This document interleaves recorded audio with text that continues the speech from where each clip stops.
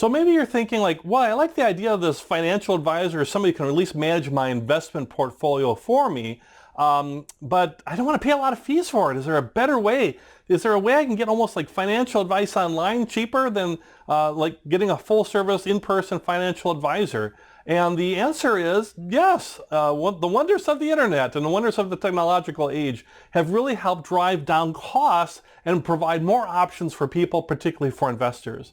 And this is a growing, very fast growing area called online financial advisors or robo-investors or robot investors or online financial planners or robot financial planners. And what's the robo or the robot part? Well, it's based on the wrong algorithms or based on putting together portfolios and then managing that along risk and doing that automatically without being more specific one-to-one to somebody, but putting you in a pool of investors based on things like risk tolerance. So let's walk through this real quick and it'll make a little bit more sense for you. If you've ever heard of like companies like Wealthfront or Betterment, and we'll look at some examples and specifically around them so you can really see them in action in just a moment here in the next lessons, but those are companies that are robo-advisors.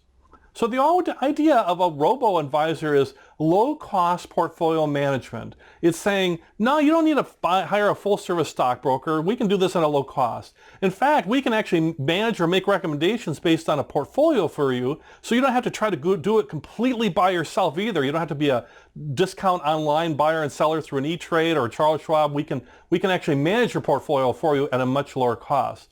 So the idea is that they build a portfolio for you of stocks and bonds and different investments. They build it for you, and then they manage that investment for you, and they also rebalance. When things go up too high, they sell those off and then buy something that's low to continually rebalance to your portfolio so you stay within your risk tolerance. Sounds pretty good so far, right? They're going to do all that for you. They have very low fees, very, very low fees. And so they're going to do this at a much, much lower fees than certainly a stockbroker could do. But even then, like if you're doing it yourself from buying and selling stocks, like with an E-Trade or an online discount broker, or certainly a financial planner where you're paying a flat fee or percentage for just the advice part of it. So they're going to have very, very low fees. So how do they do this? Well, first thing they do is they use a few low-cost ETFs or exchange-traded funds, right? We talk about index investing or exchange-traded investing where it's very passive. There's not an active manager buying and selling stocks, just a reminder on that. So index investing is you buy the index and then you want to try to match the index. And it has the ability to have very low cost because you're not buying and selling all the time in that side of the mutual fund. They're just trying to match the index. So lowest cost mutual funds are index funds, or in this case, exchange traded funds, which are traded on a market but act like an index fund that are going to be very, very low cost. And then what they do is they have a very few number of different funds that do different things. It's a large cap stock fund and a small cap stock fund, or it's an international fund or emerging markets. Maybe it's a bond fund. They got some bond funds. So they have a few funds that they have chosen that are very, very low cost funds. Some might be from companies like Vanguard, for example. They might choose those funds because they're the lowest cost, good funds, follow the index, and they choose from those 5, 6, 7, 10 funds, whatever it might be, to build a portfolio. Now, how do they build a portfolio? They've never really met you or anything like that. How do they give you financial advice? Well, they build your portfolio based on your risk tolerance, right? So what they do is they have you do an online survey, and you basically from that it'll spit out, and you might give some feedback, additional feedback too, but it'll spit out saying, oh, I'm a very risk investor. I like to I'm aggressive when it comes to risk, so I can take on more aggressive stocks, or I might be more moderate.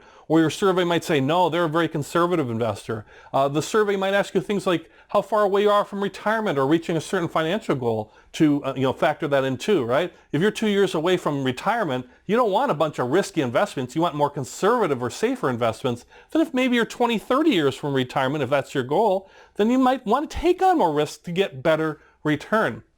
So the survey that they do with this, basically it'll do all sorts of, you answer questions, it'll do all sorts of calculations, and it'll spit out saying you are a moderate aggressive, or you're aggressive, or you're a conservative investor, whatever it is, and then that will also then spit out automatically a recommended portfolio for you at this moment in time. And it'll be this much in a total stock market fund, this much in dividend stock or ETF fund, exchange traded fund, or this much in an ETF for bonds, and they'll build that portfolio for you. All low cost, all exchange traded funds, if you like, let's say, index investing, or building a portfolio of just index funds, that's what they're doing for you. They're just doing a little bit more because they're figuring in your risk tolerance, and then they're balancing and balancing these funds amongst each other continuously all the time based on the robot part, the algorithm part. So it's based around risk and reducing costs. As mentioned, some examples are out there like Wealthfront and Betterment. So it's a great choice. So who's this a great choice for? Somebody who might be not as understanding of the market, somebody who wants to get involved with investing, maybe do a little bit more in investing than they've done before, but not ready to take the big plunge and buy and sell stocks on their own, for example, especially individual stocks.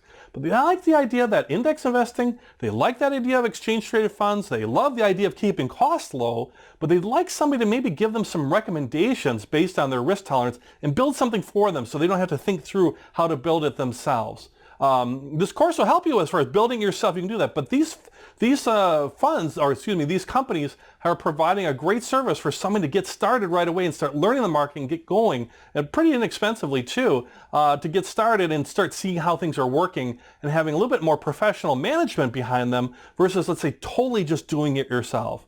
So they're really growing in popularity, especially with the millennial generation, the technologically savvy generation, but whichever generation is growing in all those areas, and it's very popular because think about it. It's like, I'm getting some okay financial advice, they're managing my portfolio for me, but I'm doing it at such a low cost, and I don't have to pay big bucks for some stockbroker who maybe I'm worried about if they're churning or buying and selling them, get enrich themselves, or a financial planner giving me advice. This is based on tried and true types of methodologies of index funds, exchange traded funds, bought and sold to rebalance, and driving down costs through these low-cost funds. So if you like that, you might want to check out these robo-advisors, and it might be a good fit for you.